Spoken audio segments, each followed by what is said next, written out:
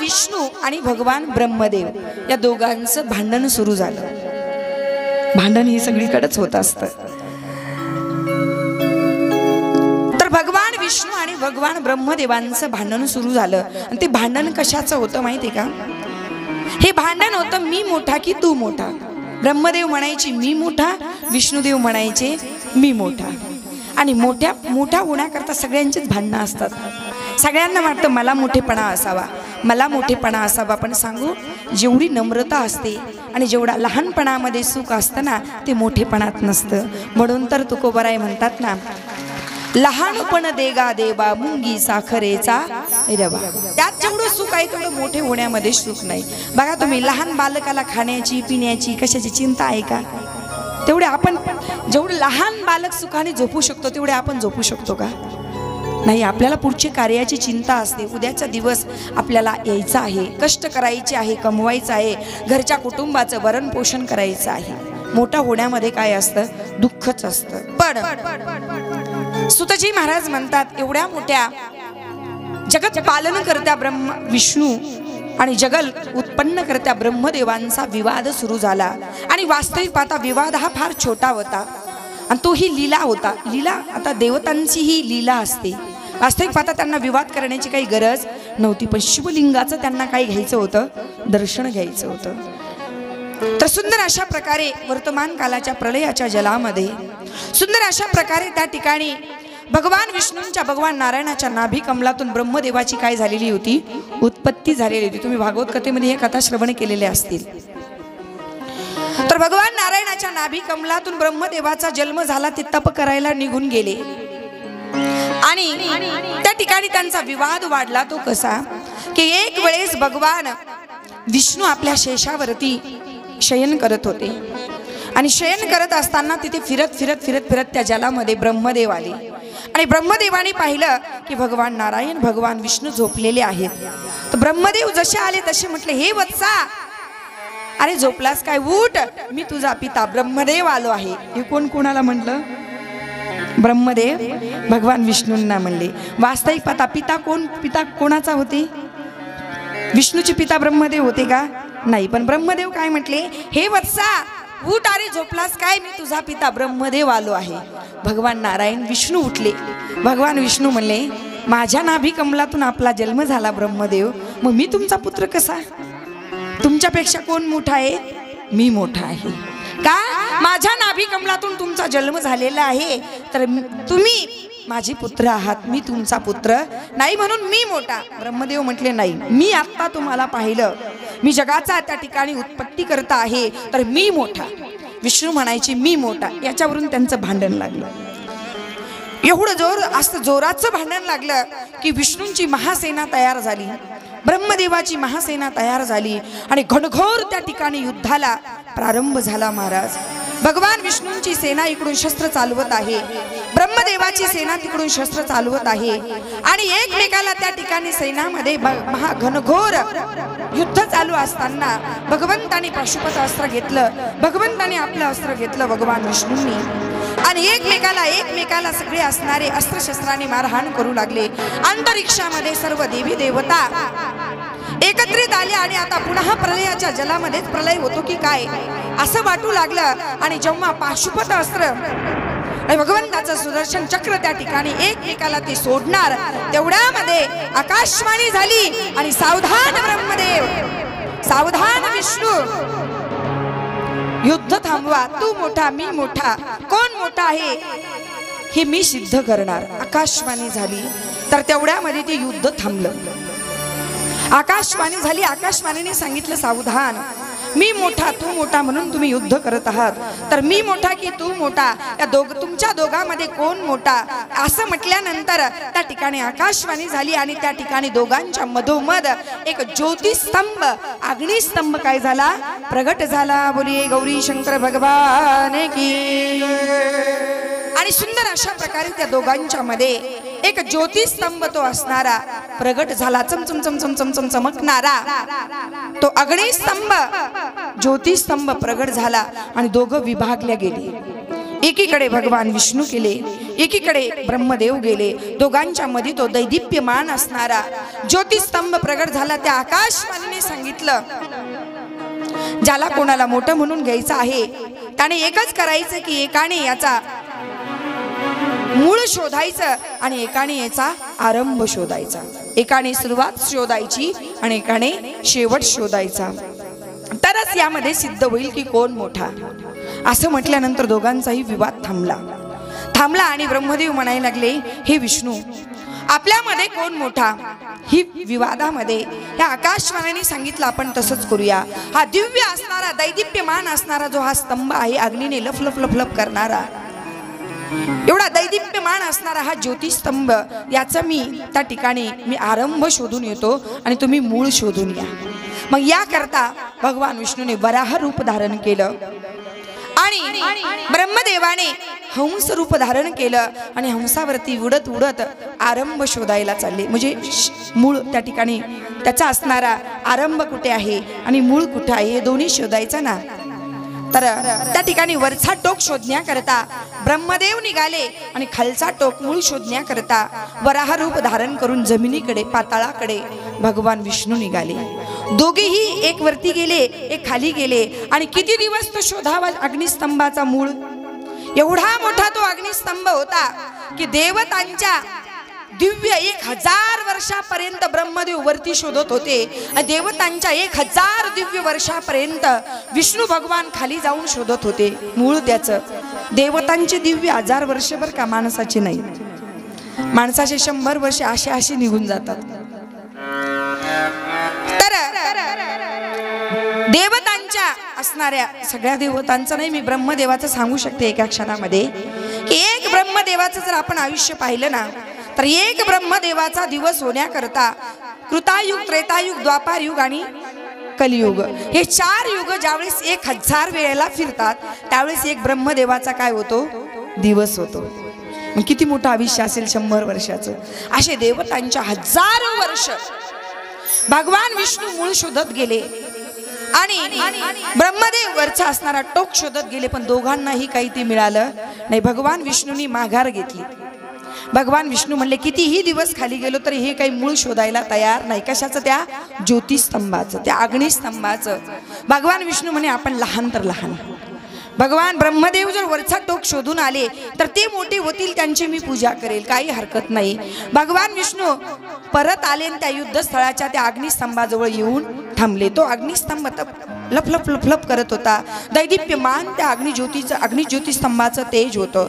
आणि ब्रह्मदेव वरती गेले. त्यांनीही विचार केला, कुठपर्यंत वरती जाणार, हा अग्निस्तंभ संपायलाच तयार नाहीये, किती दिवस वरती जाणार. म्हणून ब्रह्मदेव खाली येऊ लागले. पण आता विचार करू लागले, जर विष्णूला जर खालचा टोक सापडला तर आपण लहान होऊ.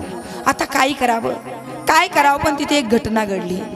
ब्रह्मदेव विचार करत येऊ लागले ना, तिथे एक वरतून पुष्प पडत येऊ लागलं. पुष्प ते होतं केतकीचं पुष्प, त्याला आपण केवडा म्हणतो. केवडा ते असणार केवड्याचं फुल मध्येच त्या ठिकाणी पडत येऊ लागलं. त्या केवड्याच्या फुलाला ब्रह्मदेवाने थांबवलं. अरे बाबा थांब, अरे कुठून आलास आणि तू वरच्या टोकावून पडलास का? वरचा टोक कुठे आहे तुला माहित आहे का? ते केवड्याचं फुल म्हणालं, आपण कोण आहात? ब्रह्मदेव म्हटले, मी ब्रह्मदेव आहे. त्याने सांगितलं, मला वरचा टोक कुठं आहे मला माहित नाही, मी मधूनच पडत आलो, अजून मला माहित नाही हा ज्योतिस्तंभ कधी संपणार आहे. दिव्य 1000 वर्ष झाले म्हणे मी मध्येच पडत आलेलो आहे. ते जे फूल होतं ना, ज्यावेळेस ब्रह्मदेव आणि विष्णुदेवांचं युद्ध चालू होतं ना, त्यावेळेस तो अग्निस्तंभ प्रगट होण्याकरता भगवान सदाशिव गौरी शंकर ते ढगाच्या आडून घेऊन त्या ठिकाणी ते युद्ध पाहत होते. आणि भगवंताची जटा हल्ली आणि त्या जटेतून ते फूल खाली पडलं आणि तिथे भगवंताच्या स्वरूपाचा तो ज्योतिस्तंभ तयार झालेला. म्हणून ते पडत ते म्हणले, मला काही याचं मूळ माहीत नाही, वरचा टोक माहीत नाही. तरी सुद्धा ब्रह्मदेव म्हटले, आपण युती करू म्हणे, आपण दोघं एकत्र येऊ म्हणे. काय करू म्हणे? एकत्र येऊ म्हणे. ते केवडाचे फुल म्हणे, काय करावं लागेल म्हणे? एकच करायचं. काय करायचं म्हणे? इथे आता आमच्या दोघांचं भांडण लागलं होतं, भगवान विष्णू आणि माझं. कोण मोठा? तू मोठा, मी मोठा, तू मोठा, मी मोठा. आता भगवान विष्णू खाली गेलेला आहे, माहित नाही ती मूळ शोधून आलीत का नाही, पण आली असली तर आपण त्यांची पूजा करू. आणि जर त्यांनी मूळ शोधलं नसेल आणि त्यांनी जर आपल्याला विचारलं, मला विचारलं, तुम्ही वरचा टोक शोधून आलात का ब्रह्मदेव, तर मी हो म्हणेल. पण ते जर म्हणाले याला पुरावा काय, याला साक्षीदार कोण आहे, तर तू फक्त म्हणायचं हो ब्रह्मदेव वरचा टोक शोधून आले. म्हणजे तू काय द्यायची, साक्ष द्यायची. केवड्याचं फुल म्हणे खोटं बोलायचं, म्हणे हो याचा फायदा, ते म्हणे मी तुला काय फायदा करून द्यायचा तर देईल म्हणे, पण तू आत्ता तर खोटं बोल. महाराज कसं तरी गोड बोलून त्या केवड्याच्या फुलाला तयार केलं. साक्षीदार असे तयार होतात.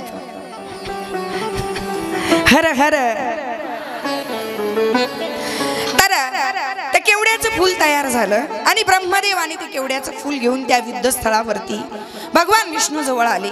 ब्रह्मदेवाने विचारलं, हे विष्णू आलात का तुम्ही मूळ शोधून. भगवान विष्णू म्हणे, मला तर काही मूळ शोधलं नाही, म्हणून मी माघार घेतो माझी. पण हे ब्रह्मदेवा, आपण टोक शोधून आलात का, असं विचारल्याच्या नंतर ब्रह्मदेव म्हटले, हे भगवान विष्णू, मी वरचा टोक त्या ठिकाणी शोधून आलो. असं म्हटल्यानंतर विष्णू भगवान म्हटले, जय हो ब्रह्मदेव की जय हो. आपण मोठे आहात, आपण मोठे आहात, पण याला साक्षीदार कोण आहे महाराज. ब्रह्मदेव म्हटले, हे काय आहे, केवड्याचं फुल आहे. केवड्याच्या फुलाने हो नाही, फक्त मान हलवली. हो म्हणे ब्रह्मदेव वरचा टोक पाहून आलेत. आणि असं म्हटल्याबरोबर ब्रह्मदेव म्हटले, हो विष्णू, मी वरचा टोक पाहून आलो. तेवढ्यामध्ये धडधड धडधड धडधड धडधड महाराज तो स्तंभ त्या ठिकाणी हलू लागला, पाणी विसळू लागलं, विजेचा कडकडाट होऊ लागला. आणि सावधान ब्रह्मदेव, सावधान, अरे खोटं बोलतोस असं म्हणून त्या ठिकाणी भगवान सदाशिव गौरी शंकर भगवान काय झाले, प्रगट झाले. बोलिये गौरी शंकर भगवान की हर हर हर हर. आणि महाराज गौरी शंकर भगवान प्रगट झाले आणि सांगितलं, सावधान ब्रह्मदेव, अरे खोटं बोलून विष्णूला तू लहान समजतोस का.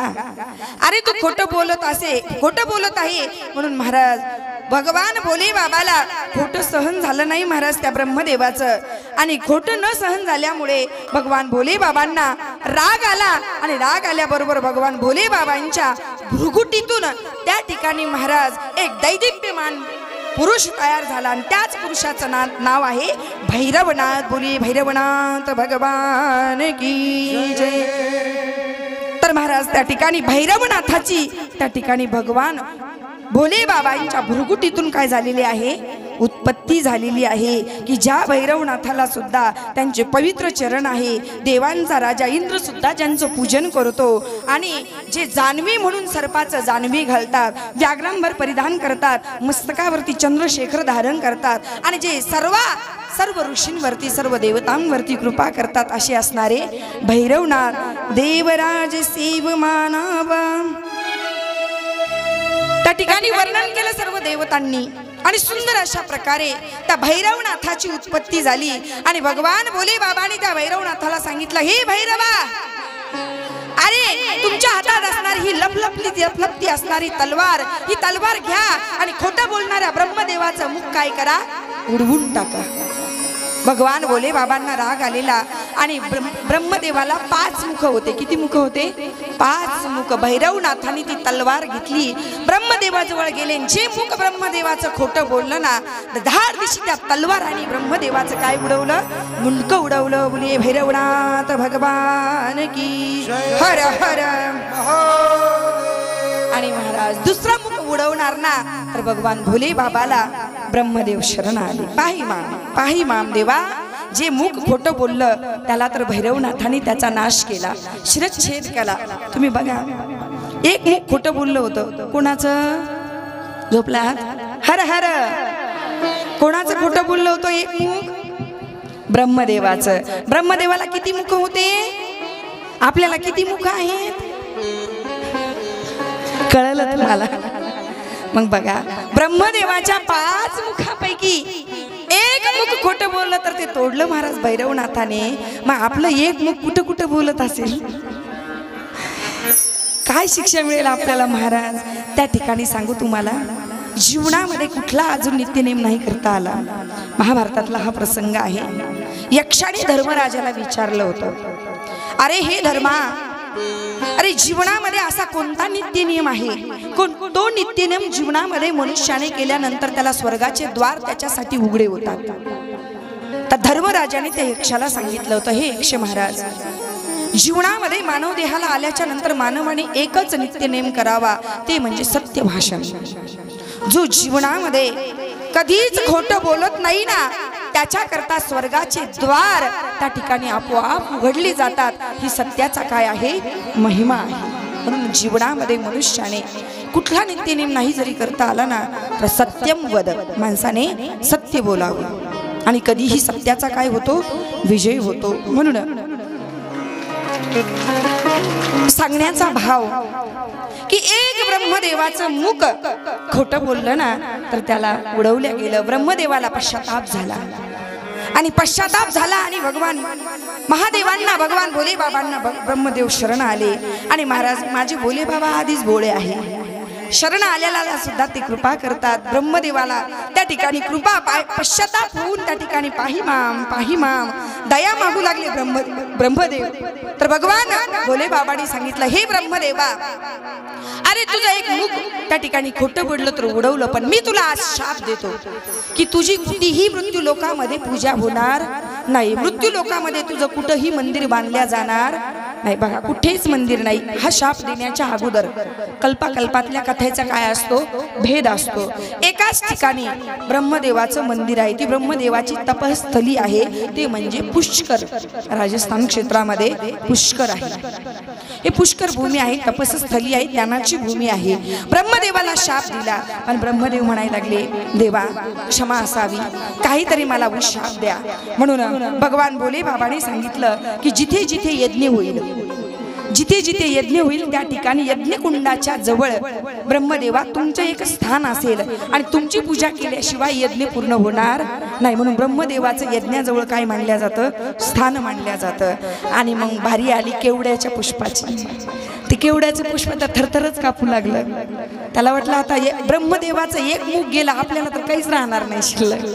महाराज ते थरथर थरथर कापायला लागलं. भगवान भोले बाबांनी सांगितलं, हे केवड्याच्या फुला, अरे तुलाही माझा शाप आहे की आजपासून माझ्या पूजेत तू काय असेल, वर्ज्य असतील. आजपासून मी तुझा स्वीकार करणार नाही, तुझं फुल मला चालणार नाही. म्हणून केवड्याचं म्हणजे केतकीचं पुष्प भगवान भोले बाबांना चालत नाही. चुकूनही भगवान भोले बाबांना केवड्याचं फुल व्हायचं नाही, कारण केवड्याचं फुल जर वाहिलं ना तर पुण्य करता होय पाप. पुण्य तर होणार नाही, पण आपण पापाची काय होऊ, भागीदार होऊ. म्हणून शिवमहापुराण सांगता आहे की केवड्याचं पुष्प हे भगवान महादेवांना चालत नाही. म्हणून चुकूनही केवड्याचं फुल कधी महादेवांना व्हायचं नाही. पण ती फुलालाही पश्चाताप झाला आणि ते फुलही भगवान भोले बाबांना म्हणायला लागले, देवा क्षमा असावी, क्षमा असावी, मलाही एखादा शाप द्या ना. भगवान भोले बाबांनी सांगितलं, अरे केवड्याच्या फुला, तू सर्व देवतांच्या पूजेमध्ये चालशील, सगळ्या देवांच्या पूजेला चालतं ते फुल, फक्त भोले बाबाला चालत नाही. आणि तरीही त्यातली त्यात एखादा जर शिवभक्त असेल, त्याने जर फुलांचा मंडप तयार केला असेल, तर त्या मंडपामध्ये तुझा मी काय करेल, स्वीकार करेल, पण पूजेमध्ये तुझा स्वीकार करणार नाही. आणि महाराज केवड्याच्या फुलाला शाप दिला. आणि भगवंताने, भगवान माझ्या भोले बाबाने भगवान विष्णूंकडे पाहिलं आणि भगवान विष्णूंकडे पाहिल्यानंतर प्रसन्न मुद्रा केली, प्रसन्न चेहरा झाला माझ्या भोले बाबांचा. वत्स प्रसन्नोस्मी हरे यत्स्वत्मिच्छन्नि तद्वाक्यं भ्रूयास्तमस्ते भविता जनेषु साम्यं मया स्मृती.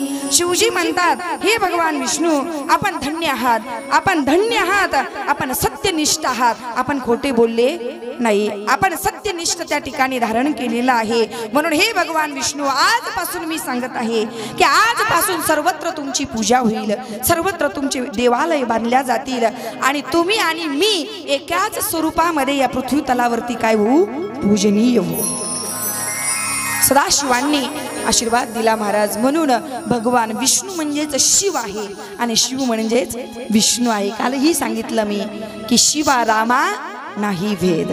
शिव आणि रामामध्ये, विष्णू आणि हरामध्ये त्या ठिकाणी यत्किंचितही भेद नाही. तुमचे मंदिरं बनतील, त्या असणाऱ्या प्रत्येक अवतारामध्ये मी तुम्हाला काय देईल?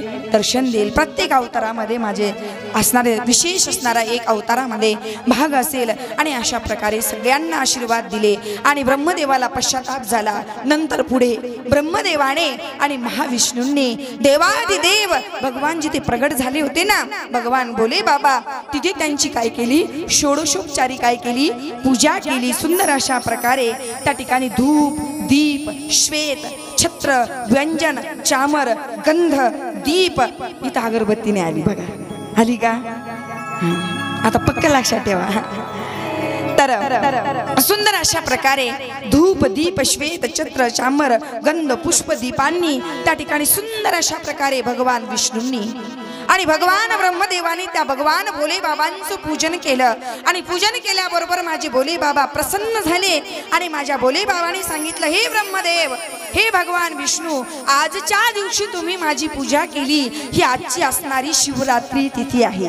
ती तिथी होती त्या दिवशी, शिवरात्री तिथी होती. आणि आजच्या दिवशी भगवान ब्रह्मदेव आणि भगवान विष्णू, आजच्या दिवशी तुम्ही माझी पूजा केली ना, तर आजची ही तिथी जगामध्ये महाशिवरात्रीच्या रूपाने काय होईल?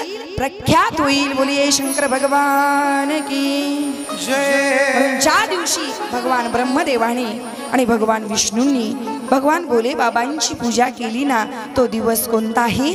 महाशिवरात्रीचा. म्हणून स्वतः भोले बाबा त्या ठिकाणी विद्येश्वर संहितेमध्ये अध्याय 9 आहे आणि विद्येश्वर संहितेमध्ये सांगत आहे की दिनमे तत्तत पुण्यम भविष्यन्ति महत्तरम शिवरात्रीरिति ख्याता तिथिरेषा मम प्रिया शिवरात्रा रात्रम निराहारोचितेन्द्रियः. म्हणून हे भगवान विष्णू, आजच्या दिवशी तुम्ही दोघांनी माझी पूजा केली, तर फक्त शिवरात्री नाही, महाशिवरात्री. महाशिवरात्रीच्या नावाने जो महाशिवरात्रीच्या दिवशी दिवसभर आणि रात्रभर, दिवसभर निराहार राहून आणि रात्री 4 प्रहराची माझी पूजा जो करेल ना, त्या ठिकाणी तो माझ्या असणाऱ्या स्वरूपाला प्राप्त होईल, शिवपदाला प्राप्त होईल आणि त्याच्या जीवनामध्ये सुख समृद्धी भरपूर नांदेल. आणि 12 महिन्याची, 1 दिवसाची पूजा 12 महिन्याची पूजेचे त्याला फळ देऊन जाईल. म्हणून तो दिवस होता. आणि ज्या ठिकाणी सुंदर अशा प्रकारे त्या ठिकाणी महाराज, ज्या ठिकाणी तो स्तंभ प्रगट झाला होता ना, कोणता? ज्योतिस्तंभ. त्या ज्योतिस्तंभातून भोले बाबा प्रगट झाले. भगवान भोले बाबांनी त्या ठिकाणी जो स्तंभ प्रगट केला होता आणि भगवान विष्णू ब्रह्मदेवाने जी पूजा केली, तो तिथी कोणती आहे?